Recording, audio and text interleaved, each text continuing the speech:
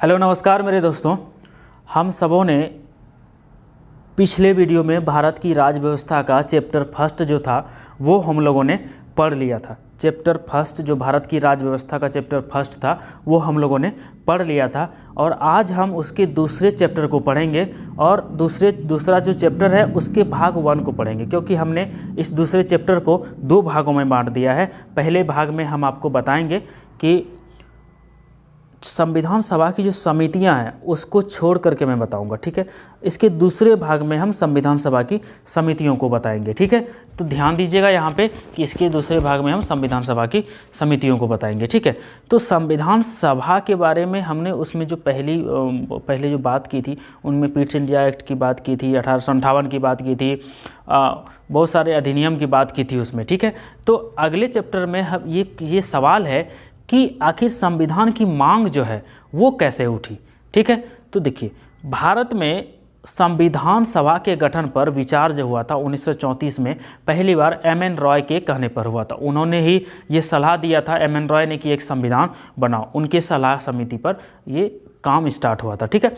तो भारत में वामपंथी आंदोलन के प्रखर नेता थे वो एम.एन. रॉय। तो 1935 में भारतीय राष्ट्रीय कांग्रेस ने पहली बार भारत के संविधान के निर्माण के लिए एक आधिकारिक रूप से संविधान सभा के गठन की मांग कर दी, ठीक है। तो 1938 में भारतीय राष्ट्रीय कांग्रेस जो थी वो भारत के जो प्रधानमंत्री थे पंडित जवाहरलाल नेहरू, उसने घोषणा कर दी कि स्वतंत्र भारत के संविधान का जो निर्माण होगा वो वयस्क मताधिकार के आधार पर चुनी गई संविधान सभा द्वारा किया जाएगा और इसमें बाहरी हस्तक्षेप नहीं होगा। ये कहा था उन्होंने, जवाहरलाल नेहरू जी ने, ठीक है।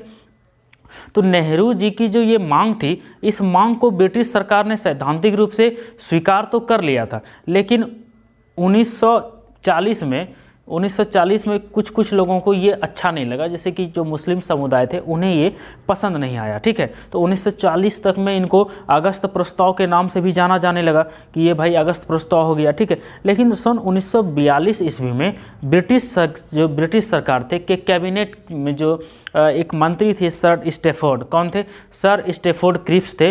वो आए यहाँ पे, ब्रिटिश मंत्रिमंडल का जो एक सदस्य था वो यहाँ पर आया और स्वतंत्र संविधान के निर्माण के लिए ब्रिटिश सरकार के एक प्रारूप प्रस्ताव के साथ वो भारत आए थे, ठीक है।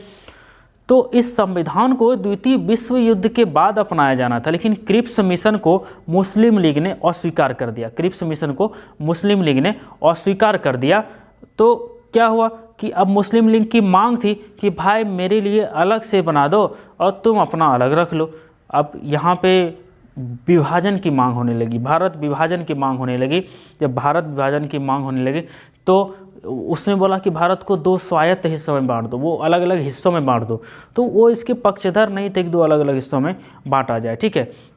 लेकिन ये भी कहा गया कि दोनों के अपने अपनी संविधान सभाएं होंगी, ठीक है। तो ये भारत में एक कैबिनेट मिशन को भेजा गया। किसको भेजा गया? एक कैबिनेट मिशन को भारत में भेजा गया कि भाई इसका जो है क्या करो, इसका फैसला करो, ठीक है।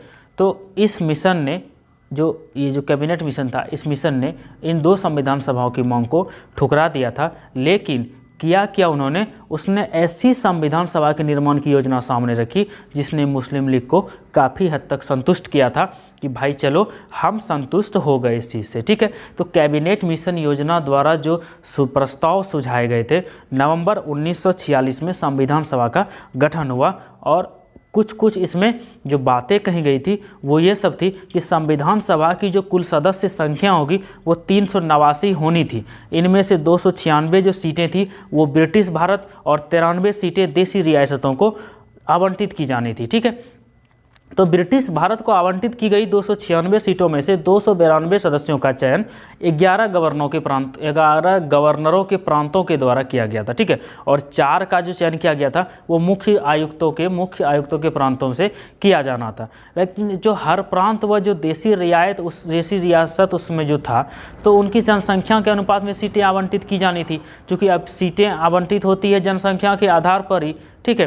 तो मोटे तौर पर अगर कहा जाए तो प्रत्येक 10 लाख लोगों पर 1 सीट आवंटित की जानी थी, ठीक है। लेकिन प्रत्येक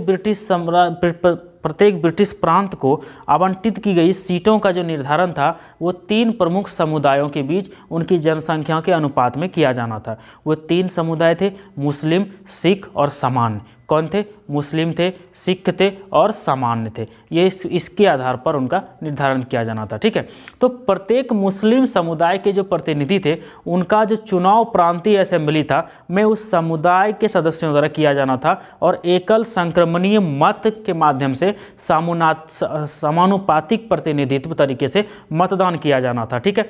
तो ऐसी देशी रियासतों के प्रतिनिधियों का जो चयन था वो रियासतों के प्रमुख द्वारा किया जाना था। अतः यह उस समय यह स्पष्ट था कि संविधान सभा आंशिक रूप से चुनी गई और आंशिक रूप से नामांकित निकाय थी, ठीक है। इसके अलावा सदस्यों का जो चयन था और प्रत्यक्ष रूप से प्रांतीय व्यवस्थापिका के सदस्यों द्वारा किया जाना था, जिसका चुनाव एक सीमित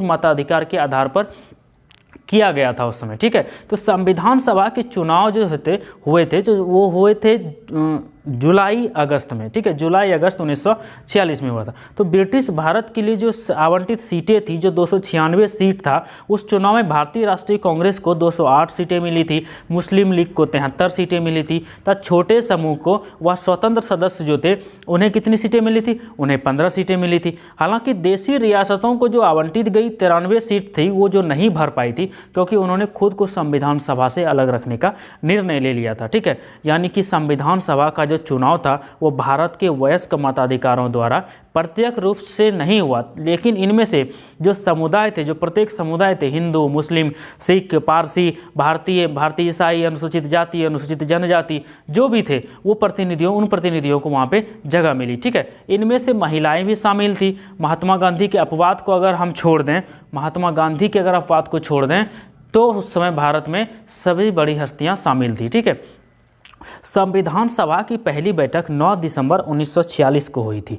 मुस्लिम लीग ने बैठक का बहिष्कार कर दिया था, अलग पाकिस्तान की मांग रख दी थी, इसलिए बैठक में केवल 211 सदस्यों ने उस समय हिस्सा लिया था। और फ्रांस की तरह इस सभा के सबसे वरिष्ठ सदस्य डॉक्टर सच्चिदानंद सिन्हा जी को भी अस्थायी अध्यक्ष उस समय चुना गया था। फ्रांस में भी ऐसा ही हुआ था, ठीक है। और बाद में डॉक्टर राजेंद्र प्रसाद को संविधान सभा का अध्यक्ष निर्वाचित कर दिया गया था उनको। उस प्रकार डॉक्टर एच.सी. मुखर्जी था, वी.टी. कृष्णामाचारी थे, सभा के उपाध्यक्ष निर्वाचित हुए थे। तो संविधान सभा में उस समय 2 उपाध्यक्ष थे। कौन कौन 2 उपाध्यक्ष थे? वो थे वी.टी. कृष्णामाचारी और कौन थे? एच.सी. मुखर्जी, डॉक्टर एच.सी. मुखर्जी, ठीक है। उद्देश्य प्रस्ताव को लेकर के आए पंडित जवाहरलाल नेहरू 13 दिसंबर 1946 को, बोला कि उद्देश्य प्रस्ताव हम ला रहे हैं, ठीक है। उस ऐतिहासिक उद्देश्य प्रस्ताव को जब उन्होंने पेश किया तो इसमें जो संवैधानिक संरचना था उसके ढांचे एवं दर्शन की इसमें झलक थी। क्या थी? इसमें झलक थी। उसमें ये कहा गया कि यह संविधान सभा भारत के एक स्वतंत्र संप्रभु गणराज्य घोषित करती है तथा अपने भविष्य के प्रशासन को चलाने के लिए एक संविधान के निर्माण की घोषणा करती है, ठीक है। तो ब्रिटिश शासन में जो ब्रिटिश भारत में जितने भी शामिल सभी क्षेत्र थे, भारतीय राज्यों में शामिल सभी क्षेत्र थे, भारत के बाहर इस प्रकार के सभी क्षेत्र तथा वे जो सभी अन्य जो क्षेत्र थे जो इसमें शामिल होना चाहेंगे भारतीय संघ का हिस्सा होंगे। और सभी वर्णित क्षेत्रों में, जितने भी क्षेत्रों का हमने अभी वर्णन किया, उस सभी वर्णित क्षेत्रों में तथा उनकी सीमाओं का जो निर्धारण होता है उनके नियमों के अनुसार यदि वे चाहेंगे तो उनकी अपशिष्ट शक्तियाँ उनमें निहित होंगी, तब प्रशासन के संचालन की जो जिम्मेदारी होगी वे सभी शक्तियाँ केवल उनको छोड़कर जो संघ में निहित होगी इन राज्यों को प्राप्त हो जाएगी, ठीक है। तो संप्रभु स्वतंत्र भारत की जो सभी शक्तियाँ और सभी जो प्राधिकार थे वो इसके अभिन्न अंग तथा सरकार के अंग का सभी स्रोत भारत की जनता होगी, ये उन्होंने कहा, ठीक है। भारत के सभी लोगों के लिए न्याय, सामाजिक, आर्थिक एवं राजनीतिक स्वतंत्रता एवं सुरक्षा, अवसर की समानता, विधि के समता, विचार, व्यक्ति, विश्वास, भ्रमण, संगठन बनाने की स्वतंत्रता भी दी गई थी और लोक नैतिकता की स्थापना भी सुनिश्चित की गई थी उस समय, ठीक है।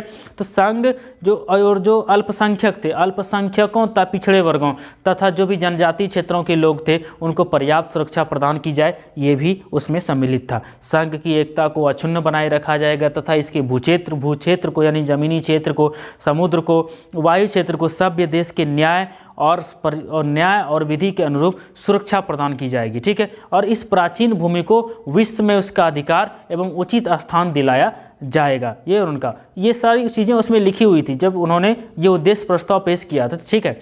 तो उसमें बोला गया कि विश्व शांति एवं मानव कल्याण को बढ़ावा देने के लिए भी उसके योगदान को सुनिश्चित किया जाएगा। ये बहुत ही अच्छा ऐतिहासिक उद्देश्य प्रस्ताव था जो हमारे जो प्रधानमंत्री थे जवाहरलाल नेहरू, उन्होंने इसे लाया था, ठीक है। इस प्रस्ताव को 22 जनवरी 1946 को सर्वसम्मति से स्वीकार कर लिया गया था, सर्वसम्मति से स्वीकार कर लिया गया था और इसने संविधान के स्वरूप को काफ़ी हद तक प्रभावित किया था। इसके परिवर्तित रूप को इसी के परिवर्तित रूप से हम संविधान की प्रस्तावना को बनाए हैं, जो हम संविधान की प्रस्तावना अभी हम पढ़ते हैं, ठीक है। तो संविधान सभा से खुद को अलग रखने वाली देशी रियासतों के जो प्रतिनिधि थे वो धीरे धीरे उसमें क्या होने लगे, शामिल होने लगे। 28 अप्रैल 1947 को 6 राज्यों के प्रतिनिधि सभा के सदस्य बन चुके थे और 3 जून 1947 को भारत के बंटवारे के लिए पेश की गई जो माउंटबेटन योजना थी वो स्वीकार करने के बाद अन्य देशी रियासतों के ज़्यादातर प्रतिनिधियों ने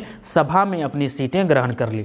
भारतीय हिस्से के जो मुस्लिम लीग के जो सदस्य थे वो भी सभा में शामिल हो गए और भारतीय स्वतंत्रता अधिनियम 1947 ने भारत की स्थिति में अनेक परिवर्तन कर दिए। अनेक परिवर्तनों में से जो 3 परिवर्तन थे वो बहुत ही महत्वपूर्ण थे कि सभा को पूरी तरह संप्रभु निकाय बनाया गया जो स्वेच्छा से कोई भी संविधान बना सकती थी। इस अधिनियम ने सभा को ब्रिटिश संसद द्वारा भारत के संबंध में बनाए गए किसी भी कानून को समाप्त करने के लिए और उस अथवा बदलने के अधिकार उसमें दे दिए गए, ठीक है। तो संविधान सभा एक विधायिका भी बन गई। दूसरे शब्दों में कहा जाए तो सभा को 2 अलग अलग काम सौंपे गए और दूसरा था देश के लिए आम कानून लागू करना। इन दोनों कानून कार्यों को अलग अलग दिन करना था। इस प्रकार संविधान सभा स्वतंत्र भारत की पहली संसद बनी। जब भी सभा की बैठक संविधान सभा के रूप में होती रही, इसकी अध्यक्षता डॉक्टर सच्चिदानंद सिन्हा ने इसमें सच्चिदानंद सिन्हा तो अस्थाई थे, अस्थाई सदस्य थे। अस्थाई अध्यक्ष कौन थे? डॉक्टर राजेंद्र प्रसाद। वो करते रहे, डॉक्टर राजेंद्र प्रसाद जी ने करते रहे इनके। जब बैठक बतौर विधायिका होती तब इसकी अध्यक्षता जीवी मावलंकर करते थे, ठीक है। संविधान सभा 26 नवंबर 1949 तक इन दोनों रूपों में कार्य करती रही। इस समय तक संविधान सभा का कार्य पूरा हो चुका था, ठीक है। मुस्लिम लीग के जो सदस्य थे जो पाकिस्तान में शामिल हो चुके क्षेत्रों से संबंध रखते थे, भारतीय संविधान सभा से अलग हो गए। इसकी वजह से सन 1946 में माउंटबेटन योजना के तहत तय की गई सदस्यों की जो कुल संख्या थी वो 389 सीटों के बजाय 299 सीटों पर आ गई। भारतीय जो राज्य थे, जो प्रांत थे, औपचारिक रूप से जो उसमें ब्रिटिश प्रांत कहलाते थे वो, उसकी संख्या 296 से 229 हो गई और जो देशी रियासत थे उसकी संख्या 93 से घट करके 70 कर दी गई, ठीक है। उसके बाद अन्य उसके जो कार्य थे वो थे संविधान के निर्माण और आम कानूनों को लागू करने के अलावा संविधान सभा में और भी बहुत सारे काम किए, ठीक है। 1949 में राष्ट्रमंडल में भारत की सदस्यता का सत्यापन हो गया। 22 जुलाई 1947 को राष्ट्रीय ध्वज को अपना लिया गया। 24 जनवरी 1950 को राष्ट्रीय गान को अपनाया गया। 24 जनवरी 1950 को राष्ट्रीय गीत को अपना लिया गया, ठीक है। तो ये सब चीज़ों का भी काम हो गया, ठीक है। तो इसने और इसके बाद 24 जनवरी 1950 को डॉक्टर राजेंद्र प्रसाद को पहले राष्ट्रपति भी चुन लिए गए, वो राष्ट्रपति भी हो गए। लेकिन इस संविधान को बनाने में 2 साल 11 महीना 18 दिन लग गए, ठीक है। कुल 11 बैठक हुई थी इसमें से और 11 बैठकों में संविधान का निर्माण हुआ था। संविधान निर्माताओं ने लगभग 60 देशों के संविधानों का अवलोकन किया, उनका निरीक्षण किया, वहाँ से वो संविधान लाए, उनके बारे में पढ़ा, जाना, तब जाकर के उस संविधान को हमारे संविधान में समेटा गया, ठीक है। लगभग इसके प्रारूप पर 114 दिनों का विचार हुआ था। 114 दिन तक विचार चला था इस पर लगभग 64 लाख रुपए का खर्च आया था संविधान के निर्माण में, क्योंकि हर जगह जाना था, हर जगह से कलेक्ट करना था, जानना पहचानना, देश विदेश, ये वो बहुत तरह के खर्चे होते हैं, ठीक है। 24 जनवरी 1950 को संविधान सभा की अंतिम बैठक हुई। इसके बाद सभा ने 26 जनवरी 1950 से 1951-52 में हुए आम चुनावों के बाद बनने वाली जो नई संसद थी उसके निर्माण में भारत की अंतरिम संसद के रूप में काम कर लिया, ठीक है। इतनी सारी बातें संविधान निर्माण की प्रक्रिया में अपनाई गई थी। 2 वर्ष 11 महीने 18 दिन लगे थे, लगभग 64 लाख रुपए का खर्च हुआ था, 114 दिनों तक विचार हुआ था इस पर। ये सारी चीज़ों को कलेक्ट करने के बाद, होने के बाद, तब जाकर के संविधान का निर्माण हुआ और 1951-52 में जो संसद थी वो सुचारू रूप से चलने के लिए तैयार हो गई थी, ठीक है। तो आज हम यहाँ तक बात कर लेते हैं। उसके बाद इसके जो नेक्स्ट भाग होंगे, जो अगला इनका भाग होगा, ये अध्याय 2 का पहला भाग है। हम दूसरा भाग आपको नेक्स्ट दिन देंगे, क्योंकि बहुत ज़्यादा लंबी वीडियो हो जाती है, आप उसको छोटा छोटा पार्ट में देख लीजिएगा, ठीक है।